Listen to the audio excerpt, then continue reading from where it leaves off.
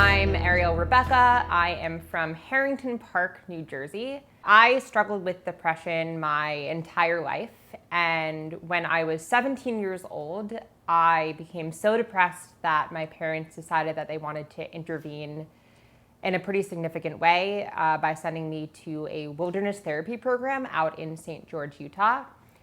So when I got to this program, I was sort of toying with the idea of coming out as trans. Over the first 9 weeks in this program, I sort of got the sense that I was surrounded by supportive people. So around week 9 in the program, I decided to sit down my group and tell them that I was a trans girl and that I wanted them to call me Gabby, which was the name I was trying out at the time, and use she, her pronouns for me. Everything went great.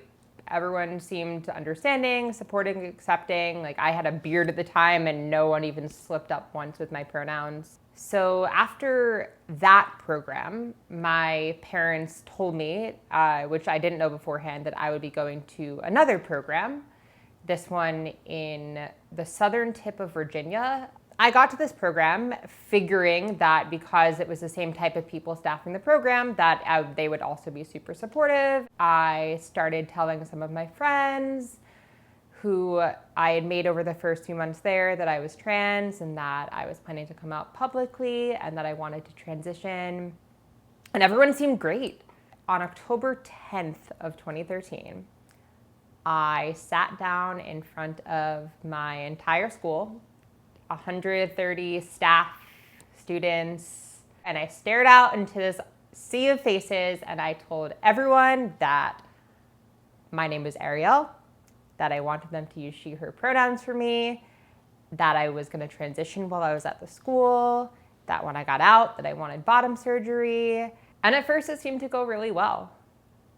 For the first week or so, I heard congratulations from my friends, from people that hadn't known before, just like random peers of mine. And I didn't really talk to my therapist for that entire week, which felt weird, but not that weird. And then he pulled me out of the dining hall one day at dinner, and he was walking me to my parent phone call, which was not something he'd ever done before. And he said, "Actually, there's something I need to tell you." I said, "What?" And he said, "I ended up having to tell your parents what you told the school last week." And at first I thought I misunderstood because that was ridiculous. Why would he tell my parents? Why would he out me to my parents as trans? That's obviously not an okay thing to do. Everybody knows that. He seemed to know that. He had seemed supportive beforehand.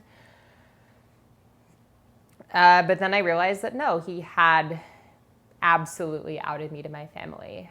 I sat down to this phone call. I was the only one in the room. It was just me and the lady, Laura, who operated the phones. And the second my parents picked up the phone, they were angry with me. Over the course of this phone call, I started to realize that not only had he outed me to them, he'd also told them that I'd been doing it for attention, and that by believing me or supporting my transition, that they were feeding into my negative coping skills and coping mechanisms.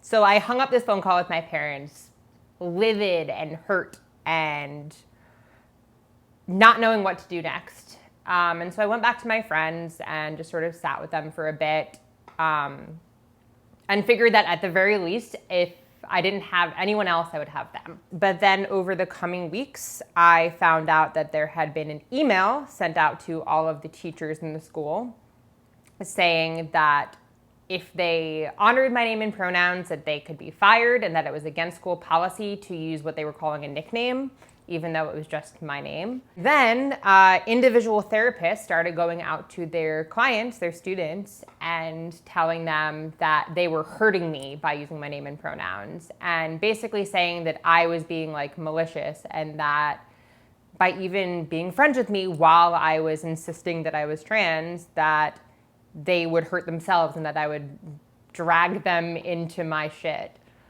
And so my friends started distancing themselves from me. No matter what I tried to do, I spent the next year and a half there being met with pushback every single time I tried to do anything to affirm myself. I eventually started to feel that, if all of these mental health professionals are so convinced that this is a lie, that I'm not trans, that I'm doing this for attention, who was I to tell them they were wrong? This went on for almost 2 years, and that whole time I really started to doubt myself, to the point where when I graduated, I was still struggling with that until a year later when I'd started a job at Starbucks and found a lot of support among the few people that I started to tell. And then I went to college and I had a non-binary roommate, and I was in the college's first freshman gender inclusive dorm that they'd ever had. And I started telling some of my dorm mates before school started. And then the first day of college was a huge moment for me. I just decided enough was enough. And I wasn't going to let what happened at Carbrook rule me anymore. I wasn't going to let my fear control me. I had known who I was for my entire life, and this was my moment.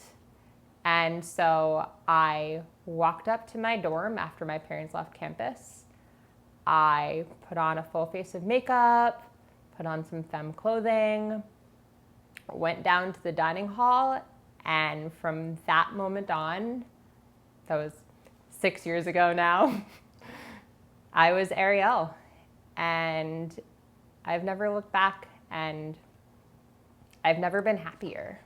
Once my parents saw how happy I was, how much different I was, how much more secure I was in myself, living as Arielle, living as me, as opposed to who they thought I was, that was it for them. Like, from that moment on, they had my back. I hope that other young trans people know that you're not alone, and that surrounding yourself with community is so important. Community has brought me through some of my darkest times and reminded me that even when things get really, really rough, and they will get rough, and I'm sure they might get rough again at some point, I can get through it with the help of my community, and so can you.